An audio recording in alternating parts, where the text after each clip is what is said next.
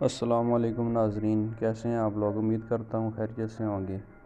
آج ہم آپ کو عالم اسلام کی ایک بہت ہی پیاری کہانی سنانے جا رہے ہیں، جسے سن کر یقیناً آپ کے اندر بھی ایمان تازہ ہوگا۔ سمرقند سے طویل سفر طے کر کے آنے والا قاصد سلطنت اسلامیہ کے حکمران سے ملنا چاہتا تھا۔ اس کے پاس ایک خط تھا جس میں غیر مسلم پادری نے مسلمان سپہ سالار قتیبہ بن مسلم کی شکایت کی تھی۔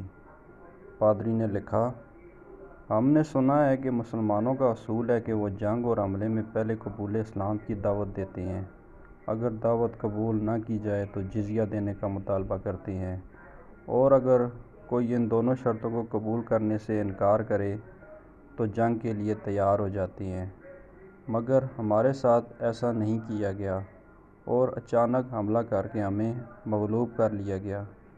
یہ خط سمرقند کے سب سے بڑے پادری نے سلطنت اسلامیہ کے فرمانروا عمر بن عبدالعزیز کے نام لکھا تھا۔ دمشق کے لوگوں سے شہنشاہ وقت کے قیامگاہ کو معلوم کرتے کرتے وہ قاصد ایک ایسے گھر جا پہنچا جو انتہائی معمولی اور خستہ حال تھا۔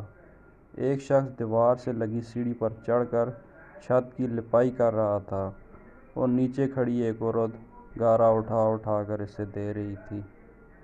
جس راستے سے وہ قاصد آیا تھا، واپس اسی راستے سے ان لوگوں کے پاس پہنچا جنہوں نے اسے راستہ بتایا تھا۔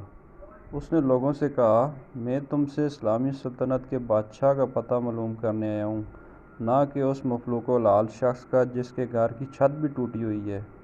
لوگوں نے کہا، ہم نے تجھے پتہ ٹھیک ہی بتایا تھا، وہی حاکم وقت عمر بن عبدالعزیز کا گھر ہے۔ قاصد پر مایوسی چھا گئی اور بے دلی سے دوبارہ اسی گھر پر جا کر دستک دی۔ جو شخص کچھ دیر پہلے تک لپائی کر رہا تھا وہی اندر سے نمودار ہوا۔ قاصد نے اپنا تعارف کرایا اور خط عمر بن عبدالعزیز کو دے دیا۔ عمر بن عبدالعزیز نے خط پڑھ کر اسی خط کی پشت پر لکھا، عمر بن عبدالعزیز کی طرف سے سمرقند میں تعینات اپنے عمل کے نام ایک قاضی کا تقرر کرو جو پادری کی شکایت سنے۔ مہر لگا کر واپس قاصد کو دے دیا۔ سمرقند لوٹ کر قاصد نے خط کا جواب اور ملاقات کا احوال پادری کو سنایا تو پادری بھی مایوس اور افسردہ ہو گیا۔ اس نے سوچا، کیا یہ وہ خط ہے جو مسلمانوں کے اس عظیم لشکر کو ہمارے شہر سے نکالے گا؟ انہیں یقین تھا کاغذ کا یہ ٹکڑا انہیں کوئی فائدہ نہیں پہنچا سکے گا، مگر کوئی اور راستہ بھی نہ تھا۔ چنانچہ خط لے کر ڈرتے ڈرتے امیر لشکر اور حاکم سمرقند کے پاس پہنچے۔ حاکم نے خط پڑھتے ہی فوراً ایک قاضی کا تعین کر دیا جو اس کی اپنے خلاف سمرقندیوں کی شکایت سن سکے۔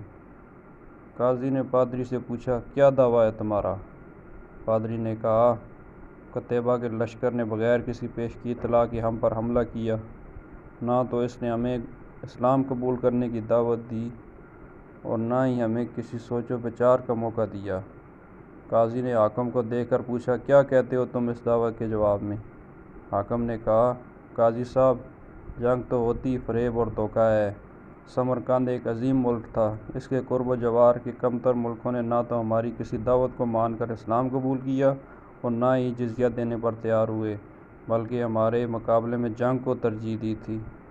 سمرقند کی زمینیں سرسبز و شاداب ہیں، ہمیں پورا یقین تھا یہ لوگ بھی لڑنے کو ہی ترجیح دیں گے۔ ہم نے موقع سے فائدہ اٹھایا اور سمرقند پر قبضہ کر لیا۔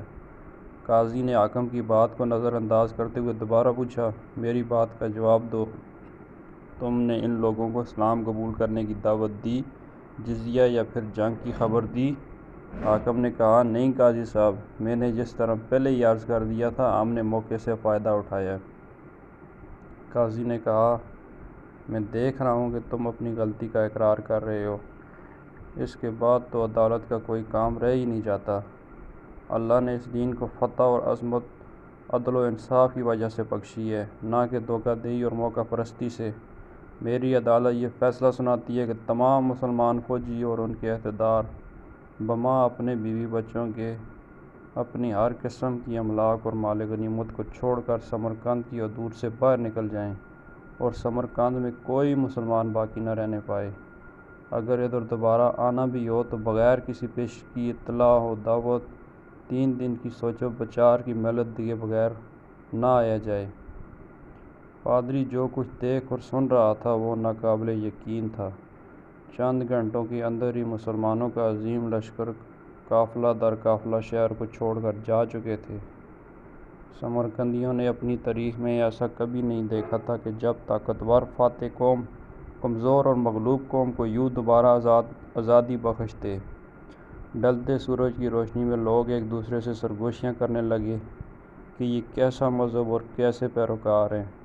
عدل کا یہ معیار کہ اپنوں کے خلاف ہی فیصلہ دے دے اور طاقتور سپہ سالار اس فیصلے پر سر جھکا کر عمل بھی کر دے۔